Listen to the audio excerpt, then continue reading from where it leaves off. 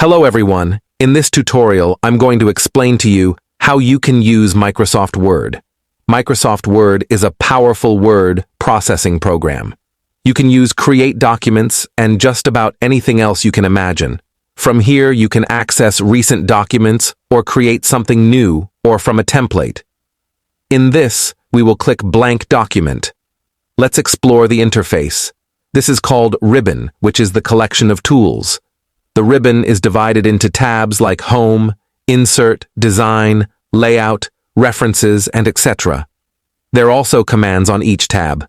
For example, if you look closely at the Home tab, you will find everything work with text like bold, italics, font color, size, and etc. You can click arrow and view more commands.